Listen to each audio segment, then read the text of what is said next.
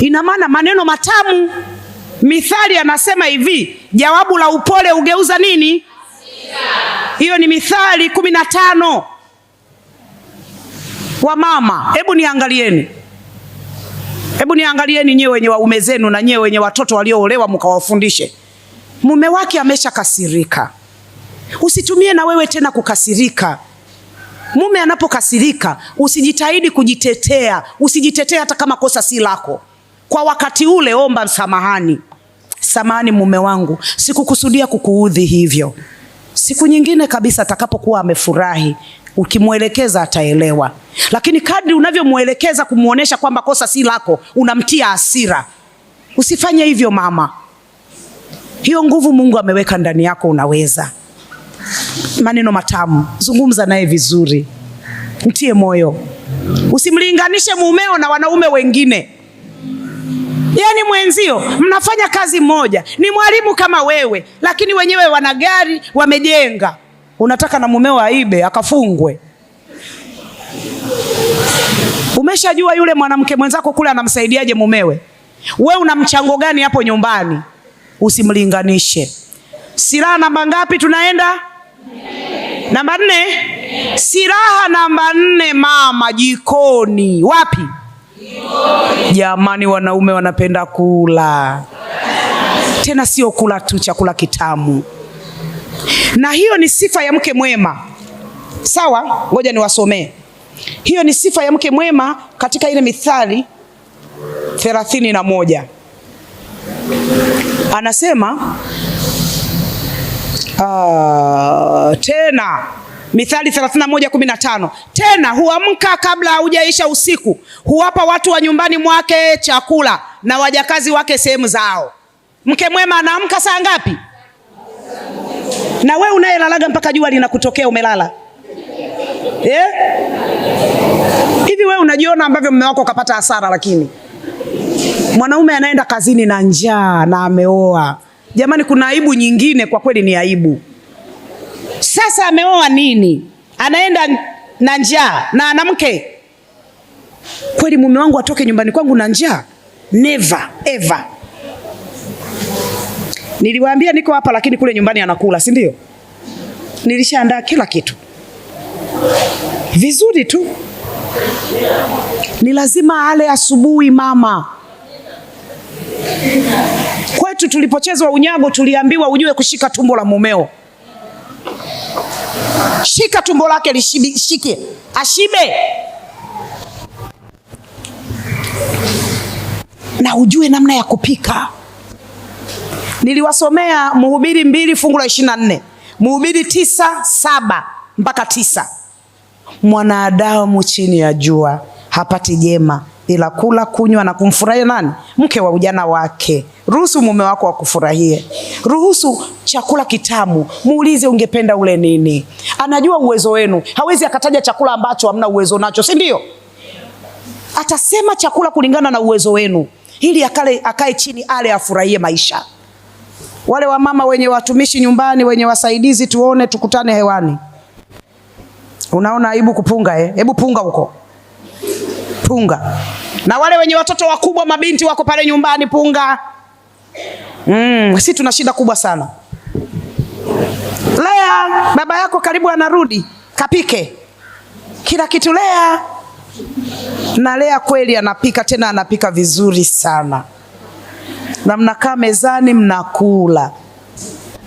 Baba anakula chakula kitamu, anakuambia mke wangu chakula kitamu, ulivyokosa akili. Baba Lea huyo. Yaani unamsifilia kabisa kwamba si wewe, ni Lea. Biblia inasemaje? Shetani kama simba angurumaya anazunguka, si ndio? Akitafuta mtu ammeze. Anazunguka kichwani mwa mumeo. Hivi wewe mbona mshamba sana wewe? Angalia chakula hiki kinachoonekana kitamu hivi. Kisichoonekana anapikaje huyu binti? Si uonje hapo kidogo. Mara ya kwanza atasema shindwa kwa jina la Yesu. Atasema mara ngapi? Na kila kitu yeye ndo anamfanyia. Hufanyi chochote kwa raha zako. Na unajiita mwanamke. Umeharibu ndoa yako mwenyewe. Kila mwanamke aliye na hekima, Mithali 14, huijenga nyumba yake. Bali kila aliye mpumbavu anafanyaje? kuibomoa kwa mikono yake mwenyewe. Mama, tulia jikoni. Kuna wadada wa siku hizi ndio kabisa, kitunguu chenyewe ni kimoja ndio kilichobaki, anakaanga kitunguu huko anasapuka, kitunguu kimeungua na hana kingine, anasema ngoja tunipike hivyo hivyo. Wamama, kitunguu kikiungua kuna radha hapo? Wakati wa kupika, mwanamke, weka kila kitu kando. Mara nyingi ukinipigia simu nyumbani masaa yale ya kupika yale, nimezima simu kabisa, kwa sababu simu ni nyingi. Nitafanyaje? Lazima nizime simu nipike, nipikie kibajangoro wangu hale afurahi. Sawa Kaa jikoni mama, tulia. Unapika dagaa, wanapiga mbizi mama, kweli? Yaani ni dagaa umeshapika, umewaleta mezani, lakini wanaogelea. Wao wanaogelea dagaa. Kweli we mama? Baba anaingiza tonge linatoka kama lilivyoingia. Hapana, staili yako mama ya kupika ni hiyo hiyo. Tangu uliolewa na miaka 10, staili yako ya kupika wali ni hiyo hiyo. Hata akifumba macho anajua wali huu wa mke wangu. We mama, staili yako ya maharage ni hiyo hiyo. Unakaanga kitunguu, unaweka na mafuta, ndio unaweka maharage, ndio hivyo hivyo. Hujui kwamba wenzako tunapikaga na nazi? Hujui kwamba maharage ya mawese matamu ajabu? Hujui? We mama, wewe mwanamke anatakiwa kuwa mbunifu. Mbunifu jikoni, mbunifu unavyoonekana, mbunifu kule namna gani, vipi, mbunifu. Eti wewe uliambiwa kifo cha mende, kifo cha mende, kifo cha mende hicho hicho.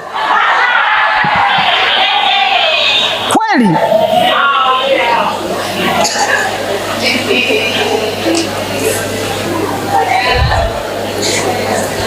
Nyie hamjambo. Tulia jikoni, pikia watoto wako chakula bora na mume wako chakula bora, na wewe mwenyewe. Maisha ni mafupi. Kila hatua ambayo uko na mumeo ifurahie, utaijutia siku moja. Kila hatua ambayo watoto wako bado wako kwako ni wadogo, ifurahie. Watakapoenda kwao utatamani waje uwapikie, uwezi tena, wameondoka. Si ndio? Tunaenda silaha namba ngapi? Namba 5 ni muonekano. Twende kwenye sifa za mke mwema za Mithali. Ukirudi nyumbani ukasome mwenyewe hizi sifa zote na ujipime. Biblia inasema hivi, mke mwema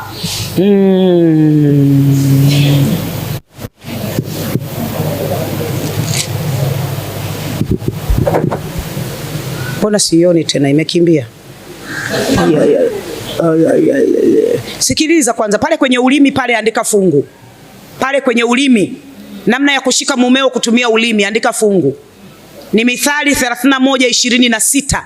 Miongoni mwa sifa za mke mwema ni mke anayejua kutumia ulimi wake vizuri. Anasema mke mwema hufumbua kinywa chake kwa hekima.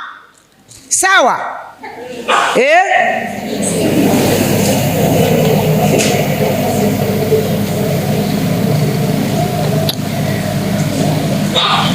Mbona sioni? Fungu ninalotaka liko wapi sasa? Litakuwa liko huko. Sasa hivi nitaliona fungu. Njoo wewe, wa mama wanalitaka. Fungu la 24, 22. Mke mwema anasema hujifanyia mazulia ya urembo. Mavazi yake ni kitani safi na urujuani. Jamani, mavazi yanaweza yakakufanya muonekano wako umfukuze mumeo au umkaribishe. Ndio maana nimesisitiza sana, kuonekana ovyo ovyo ni vibaya. Usivae ovyo mbele yake. Ukishinda nyumbani, kuna wamama akishinda nyumbani ana kazi nyingi, tangu asubuhi mpaka jioni haogi wala achani nywele, anashinda hivyo hivyo mchafu. Na ulivyokosa aibu, unaenda unamsemesha mumeo, unarudi na kikwapa kinamnukia, unarudi. Na kuna wale wenzangu mimi wanaosuka wale, anasema mimi nywele nikisuka ni miezi miwili na joto la Tanga mama, si utakuwa unanuka joto la Tanga mama, nywele ukasuke mwezi kweli? Eti badala ya kukumbatia kwa hivi anafanya hivi, maskini anakuogopa kukuambia utakasirika, kwa hiyo anafanya tu hivi, maana kichwa kinatoa harufu. Mama, onekana vizuri, sawa Ni sifa ya mke mwema kuonekana vizuri. Sijasema nguo za gharama, hapana. Kama uko nyumbani unaamua kufunga kitenge na blauzi yako, basi piga jeki kwenye hiyo blauzi, piga jeki. Jeki umepiga na kitenge umefunga, umevaa sketi yako vizuri kabisa mama. Lakini kuna nguo moja umebebea mtoto, kuna nyingine umejitandia, kuna umevaa sketi lakini bado nyingine tena unafunga. Hapo zimefika ngapi jamani? Kwa hiyo unatembea ukihangaika na manguo, unavuta unafunga ya kai. Unajua kuna wanaume hataki kuongozana na mkewe, unaonekana vibaya, ndio maana hataki. Baba fulani nisubiri, tanguliamo, hataki. Kuonekana vizuri ni sifa ya mke mwema. Lakini wamama liko vazi la bei rahisi sana, na wababa wanalipenda ajabu, linaitwa tabasamu. Nikukumbushe wakati mnaposana, unakumbuka mlipokuwa mnatazamana, nini kilikuwa kinatokea? Mkiangaliana tu hivi kama machizi na mwanamke ulikuwa unacheka na huko unaona aibu Sasa hivi unamwangalia mumeo, hakuna kutabasamu na macho makavu. Tuone sasa. We mama wewe, kweli unafanya haki? Hapana, hautendi haki. Usifanye hivyo mama. Onekana vizuri machoni pake. Hebu ukimwangalia chanua uso. Hiyo wanaipenda kama nini? La ngapi limebaki? Yanawatosha nikisema 6. Siku nitakapokuja, alafu tukiwa na wewe tulia, nitakuja. Nikija na kwenye familia tukiwa na waume, nitafundisha hilo la 6. La 6 ni zuri sana, ndilo linafanya ndoa nyingi zinavunjika. Maji ya kunywa wa mama. Wababa usiku, nyewe ambao hamjaoa na kuolewa, wababa huwa wanapata kiu usiku. Sasa mama anatakiwa awe anapeleka vimaji kule chumbani, ili usiku kiu ikimkaba ampe anywe. Kuna wamama hawafanyi hivyo, hatoi kabisa maji. Mke wangu na kiu, umezidi kunywa mimaji kila saa.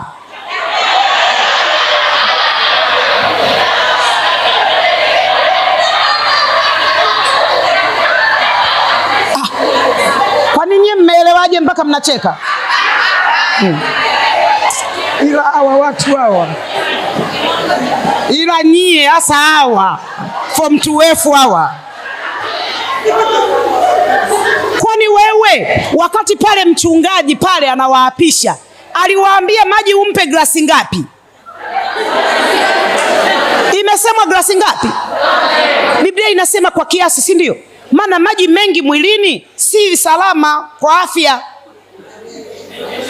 Kila kitu kwa kiasi. Lakini swali, kwani kiasi chake ni glasi ngapi mpaka ukamwambie mtoto wa mwenzio kazidi?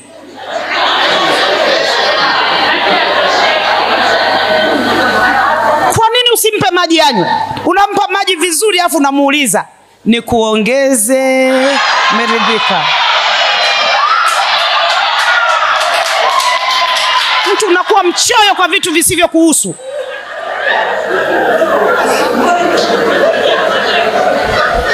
Sasa simbarikiwe na Bwana.